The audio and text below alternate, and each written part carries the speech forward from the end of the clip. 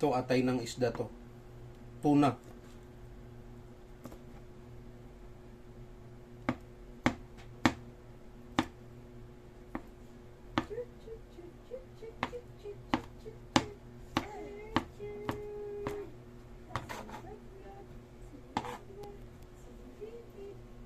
Ito, balong-balong na ng tuna.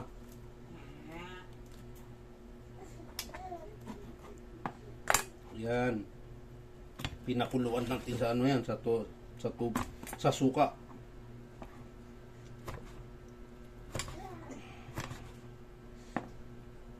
Yung iba hindi sila kumakain ng ganito. Parang baka to pag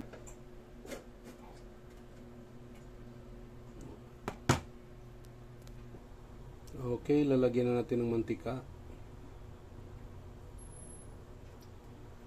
Yan. Okay. Yun. Ano tayo ng sili, ganyan.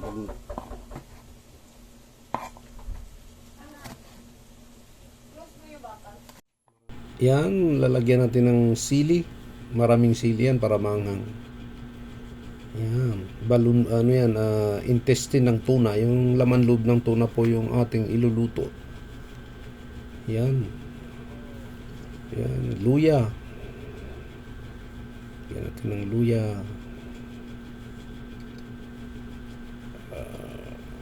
Nilagay natin yung sibuyas pala, kamatis. Yan, i-mix na natin. Hahaluin natin. Lagyan ng laurel. Yun, may laurel din. Dahon ng laurel pala. Parang adobo po yan, maadobo. Pag natikman nyo yan, parang mas masarap pa yan sa manok at beef. Ayan, lagyan natin ng soy sauce. Napasubra tayong soy sauce. Adobo kasi yan. Tapos lagyan ng haluin ng konti. Ayan, halo-halo.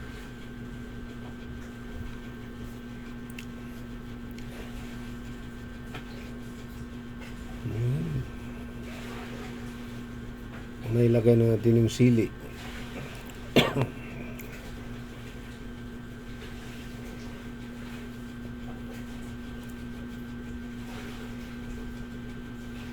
Tapos lagyan natin ng suka. Yan, kasi adobo ngayon eh. Yan. Kayo nang bahala mag-estimate ng suka. Yan. Ihalo.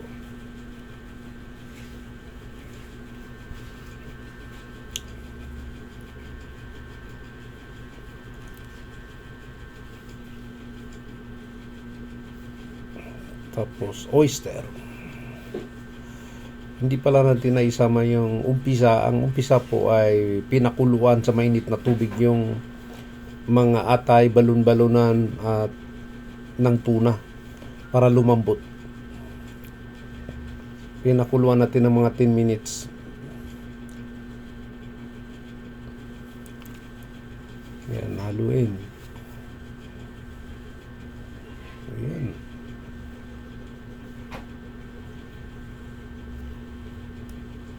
Yan. Ihalo. Paghalo-haloin. Yan.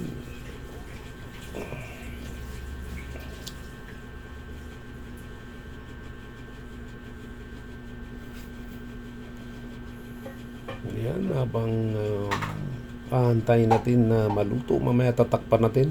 Lagyan natin ng kunting asin. Yan, kasi may ano na yan, may soy sauce na yan, baka masubrahan ng alat.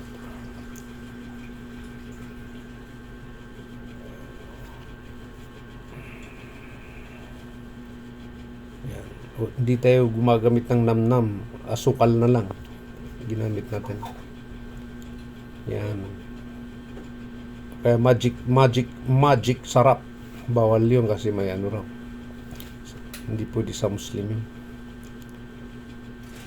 Sabi nila may halo. na haram. Pero yung namnam, pwede raw yun kasi may halal. Yan. Pala. Yun pala yung asukal.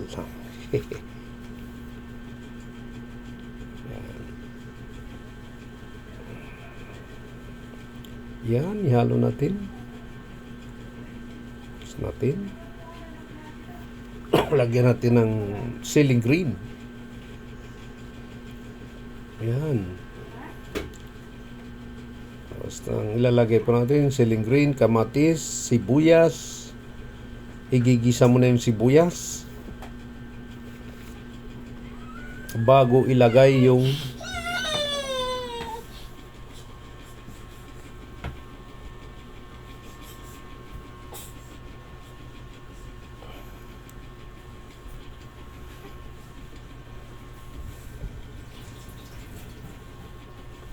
yan, lagyan natin ng konting tubig, mainit na tubig.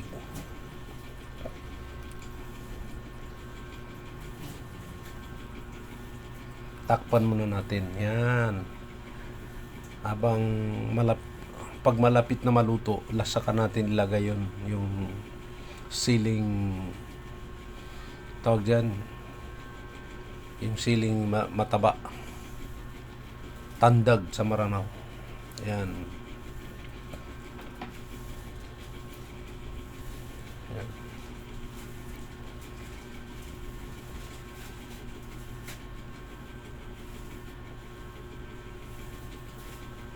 Yan, hiwaan natin ang dahon ng sibuyas. Yan. Pag malapit na maluto.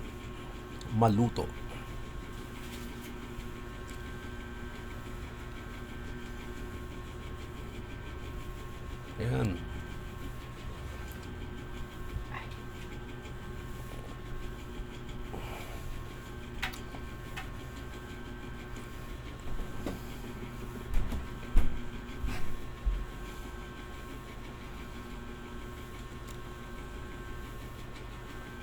Yan.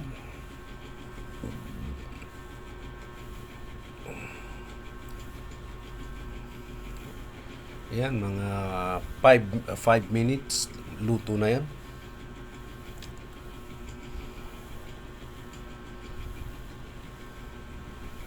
Tapos takpan natin uli.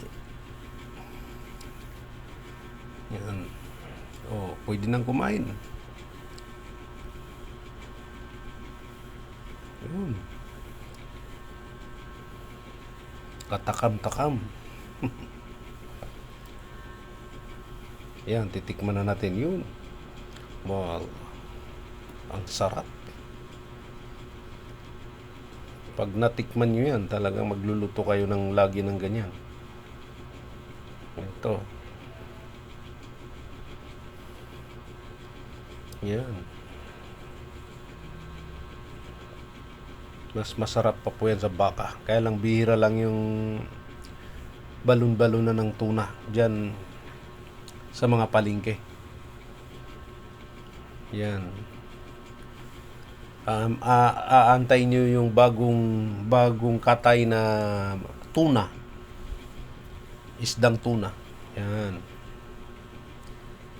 Masarap talaga. O, yan, tikman natin. Yun.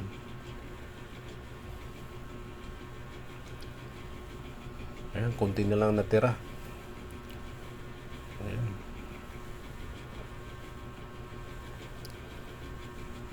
Okay, salamat.